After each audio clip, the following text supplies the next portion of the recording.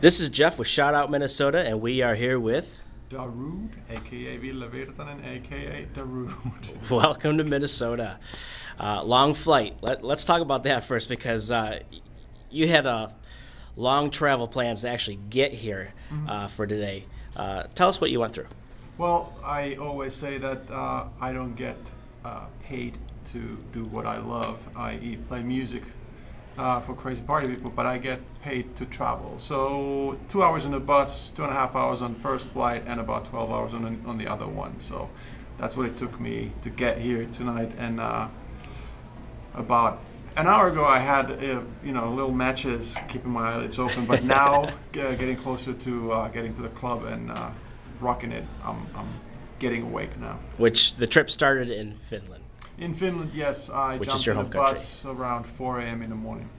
Oh, that's a long day. and the time difference is, I think here it's either 8 or 9 hours. I don't remember which one it is. Okay. And we're here tonight, Rev, Ultra Lounge. You get to see the venue, the setup, and everything like that, and you're ready to go. I'm ready to go, yes. I did the sound check earlier. It's a nice room. It's a rather small room. It's kind of downstairs, quite low ceiling.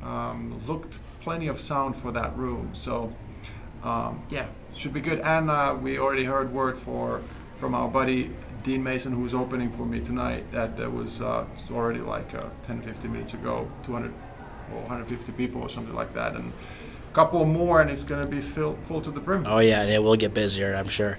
Let's get a little history about you and how you started off. All right, so yeah, I started making music about 20 years ago or so. I got known, or I got started doing this as a profession after my first tracks, my first release, Sandstorm, took off in a crazy, weird way, and if I knew why, it would be great. Yeah, and that was in '99 and 2000.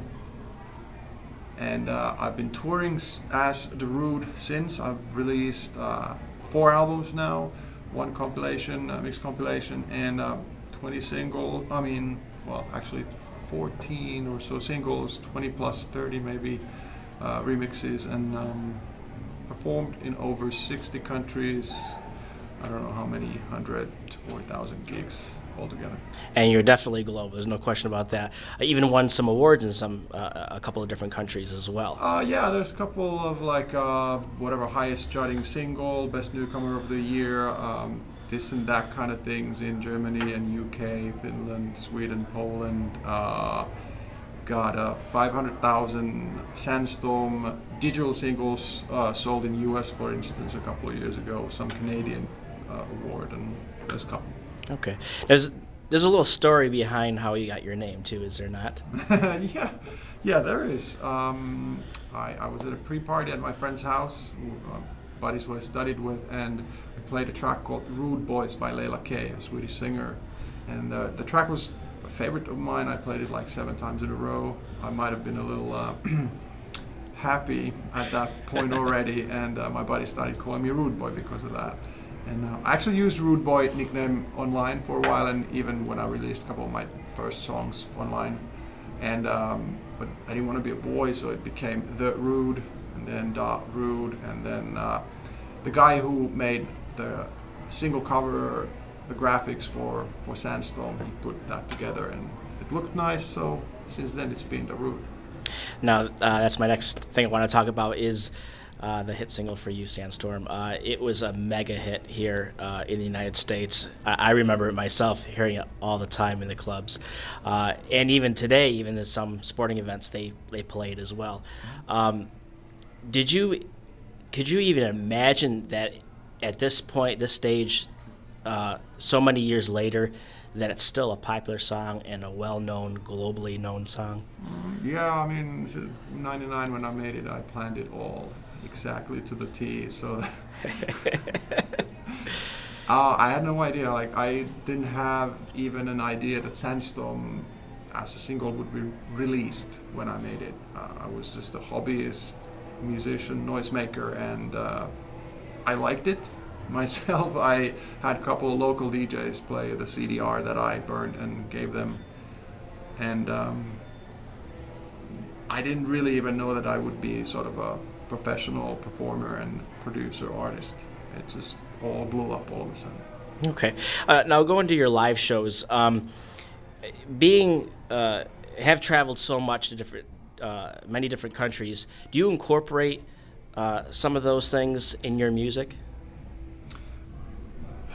Yeah, I mean, in my live shows, especially back in the day when I did, like, so to say, actual live shows, so I had synthesizer, I had like a sequencer, effects units, and I did a little more electronic live tweaking things on the fly. Obviously when you DJ you that as well, but I've only played my own music. And I would, for instance, I remember this, for instance, one particular thing, I played in Dubai and Abu Dhabi in the United Arab Emirates, and we went there a day early and went record shopping, and I found a track that had a cool vocal bit that happened to be in the same key as my track Feel the Beat. And so I put, just sampled that and the chant over the track. Actually there's like a slow hip hop part in the middle of Feel the Beat, and the crowd pretty much went wild because they recognized the song from there. It was like a Now Music, whatever, Dubai number 57, and it was one of the hit singles of that or whatever, something like that.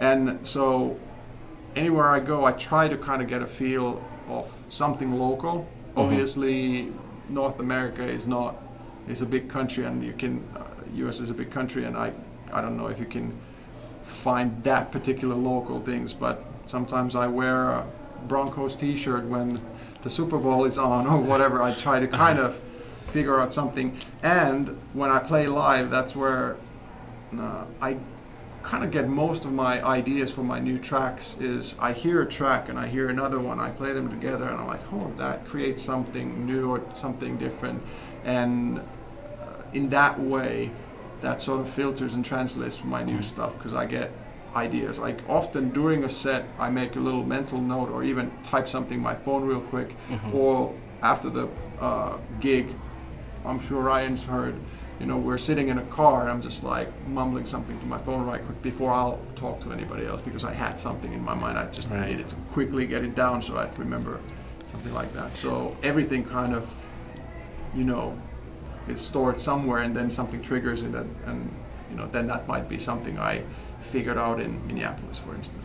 Another question I have: do you experiment when you're doing your live shows? Do you try something new to see if the fans like it? Yeah, absolutely.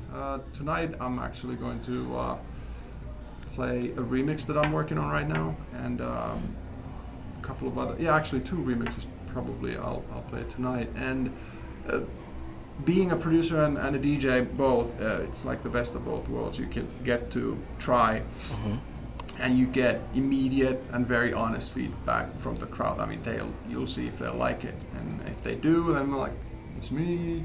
If they don't, then I'm just won't let anybody know it was my track, and I'll just mix out, and nobody's gonna hear that ever again until I'll, you know, fix it and try again. Okay. Videos. When you put videos together, what's the concept usually behind it when you put a video together? Music videos? Yes. I don't know if there's a general one thing, but my first 2 or 3 music videos were made by professional companies who came up with a couple of plot ideas. We picked 1 or 2, combined something or whatever. I didn't have that much to do with them, to be completely honest. But then after that, actually, there's been a snowboarding video, there's been a ice hockey video, for instance, which I both do myself. So if there's a theme, that's one of the themes that I don't well, actually 2 things. I do not mind female beauty at all, but I don't need my music videos to be, you know, about tits and ass. Okay. Say, so I'd rather incorporate snowboarding and having a little bit of beauty in the video at the same time, but sort of making a point that I'd rather snowboard than go oil some nice butt somewhere. Okay. For a music video. Okay. Any new projects on the horizon? Yes, but nothing exactly that I can mention. But so Moments album came out about half a year ago in August, and there will be the extended edits and the stems versions of that album, we're putting it out in just the next week or two, I think. As soon as my label Warner in Finland can get around doing that. But that's not really new stuff. A couple of new remixes though. Okay. And then I'm working on new music already. I'm looking at like 3 or 4 collaborations right now, a couple of remixes. So I don't know, Ryan, maybe 2 to 5, 6 releases this year, hopefully. Okay, so be on the lookout for that as well. Yeah. Social media. You're on social media? Twitter, Facebook? Yes. Twitter is weird because somebody took Darude, but it's Darudeville, Darude V-I-L, almost like Daredevil, if that helps you remember it. Right. Facebook is /Darude, YouTube the same. Instagram is also Darudeville. And I take care of it myself. I have people who post something there, but those are my accounts. So if you want to say something to me, just hit me up. All right. And I'll give you one more time to give a shout out to the fans for tonight and in Minnesota. All right. Well, I always say the same thing. Don't buy my music in the dark. Come see me live. And after that, I know you will. All right. Thank you. Cool.